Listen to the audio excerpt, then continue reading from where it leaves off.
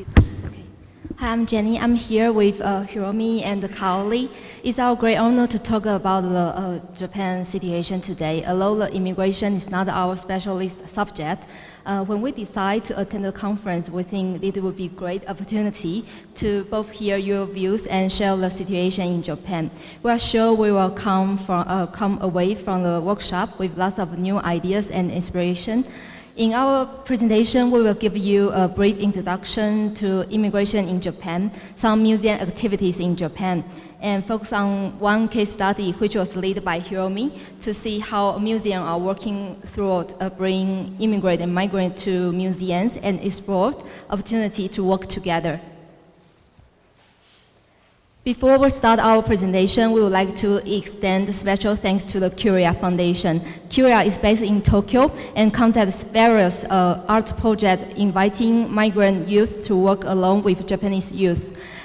Curia work with young people aged from 16 to 26 and try to create an intercultural community where youth can work together with people from different backgrounds.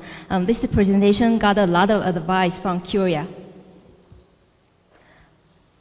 According to the Immigration Bureau of Japan, the total number of foreigners exceeds 2.7 million at the end of June 2016. It means 2.17% of the population of Japan are immigration and are foreigners and continue to rise. Why do immigrants move to Japan? Here's a little historical background to get us started on why people have historically immigrated to Japan. The first movement was started in the late 19th century when Japanese policy of overseas immigration. There were many Japanese moved to Latin America, and other countries. Also, because of colonization, many Japanese moved to Korea, Taiwan, China, Philippines. And at the same time, many Korean and Taiwanese are also moved to Japan. After World War II, some Japanese returned from other countries and some Korean and Japanese people, they remained to stay in Japan. The second movement comes into 1918s, the bubble economy we call it, the upsurge in the foreign population that occurred, and increase in the needs of human resources. Encouraged more Japanese people who were living overseas in addition to many people from other countries to come into Japan as foreign migrant workers. Many of them decided to live in Japan long term, so we call them newcomers. From 2008, Japanese government established the skilled foreigner policy. The project including provide scholarship and encourage foreigner students to come to stay in Japan. I'm one of them. In 2009, the technical intern training program to encourage people from emerging countries to train personnel who will become the foundation of economic and industrial development in those countries. And moreover, there is another system called a point-based system that provides highly skilled foreigner professionals with special immigration treatment was introduced in 2012 in Japan. I have to say, in general, the Japanese government has not traditionally accepted immigrants. They do not have specific immigration policy, and the immigration law is still developing. Therefore, it's quite difficult to define and analyze the immigrant situation in Japan. But from an international viewpoint, immigrants, they are in Japanese society, so we do some looking. After some looking, we found Immigration Museum, Immigration Museum and Immigration Center, Immigration Information Museum in Japan. They were exhibiting information about the Japanese people who migrated from Japan to overseas in the past. A museum discussion to recognize people who have migrated to Japan as immigrants currently seems not to exist. But as we mentioned, migrant immigrants, they are very important presence in Japan. Therefore, we can still see some movement in the museum field. Here's some case studies. I'm going to skip the slide, but you can find this case study on the CAMOC review, the first issue this year. Before we get into case study, we would like to mention a trend of Japanese museum about the national policy. Because of the Olympic 2020, Japanese government, they set up the goal to have 40 million foreign visitors to Japan until 2020. So there are so many museums, they are working hard for multiple language service. During our research, we are always ask ourselves, those activities are working for only foreign visitors or including the foreigners who live in Japan. Let's get into our first case study to see it. This is a Malapa Museum on Learning Program for All. It's a program aimed to make museum accessible to all members in the community. That was proposed by Kanagawa International Foundation, developed and launched in 2016. The Kanagawa Prefecture is a top 4 prefecture that had a foreign population since 19th century.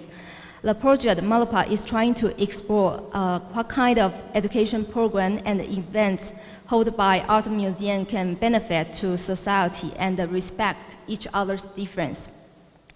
For Tokyo Olympics, museum participating in this project will host many art workshops that are inclusive to all members of society in order to make museum community helps in true sense. And I'm going to skip this case because you can also find it on CAMOC review. So now it's come to Immigration Museum Tokyo. It was the idea founded in 2014. It is not a museum yet, but they hope it will be a museum, can establish a museum in the near future. This photo you can see here is the project named Newcomers View. This is a project to provide opportunity for citizens to know different culture of foreigners who live in the same area of Tokyo through the Museum for Art. This project is also a process for citizens to understand and introduce the life and the cultural background of foreigners and create multiple cultural sympathy. Our final case study is Tamalok Science Center, which was Hiromi lead the project. It's a city science museum which started 23 years ago in northern Tama region in Tokyo. This is a region, they have 1% of population are foreigner. Generally, science museum in Tokyo, they are aims for scientific literature and education institution, but different from those science museums in Japan, Tamalokuto's mission focuses on residence-based science center, which is created by each other and aims to create different types of education opportunities. For example, they have a program for everyone, a welcome, and including mother with baby, and elderly and physically challenged.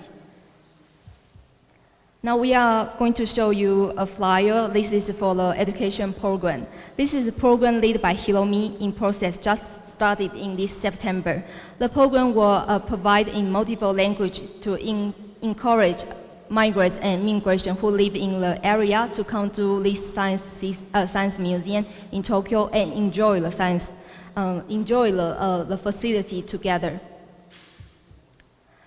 And here you can see some photos of the program. The program invited children from the age 4 to 12 and their parents. We would like to draw attention to the process of the program. First, they ask participants to feel comfortable to each other through a card game. They call this process ice break. And secondly, children did color hunting bingo throughout the exhibit rooms, and they can enjoy the exhibition without any limitation in language and have fun in this process. This is quite unique experiment in the science museum field. And final step was make a digital picture book. And the program called PKs. PKs a little authored based on their color hunting experience. So we would like to focus on after the program, they did a survey interview and made it regards to the needs of program in multiple language. Here you can see this is a photo on the slide. It's a comment made by Indonesian mother who attended the program. As a result, Hiromi they found children with different nationalities, parents are most common who attended this program. And children speak Japanese daily, but their parents are looking for more opportunity for their children to speak English. So they ask their children to join this program. And programs done in English are often like commercially driven. So, cost they, the costs are really high, and the need for education program in multiple languages is really high in Japan. So how could museum deal with this funding and these issues? And subject to be solved and for the future plan, nationally information are not really rich in immigrants. This is the problem not only for museum side, but also for the administrative office and NGO and also the government and some other institution. So they are trying to work together with immigrant supporting organization in the area, in the same area next year. And Tamalakuto Science Center could be a key to solve the regional problem. This is their future plan. And we are going to close our presentation. And according to our survey, the reason that why museums in Japan are proceeding multiple languages service, because many of them are kind of related to in the national policy, which we mentioned, welcome foreign visitor for Tokyo Olympic 2020. But from Tamalakuto Science Museum case study, we think the reason that why city museum like this science center, they need to encourage multiple language service, because encourage multiple cultural living society, it would be a part of aims for this city museum, and enforcing service for immigrants in the city to come and get involved in their city museum. It's their city museum. It's like, it's not our city museum, it's for everyone. So that's all we got from our research at this moment. And thank you for giving us a chance to do the presentation here. Thank you.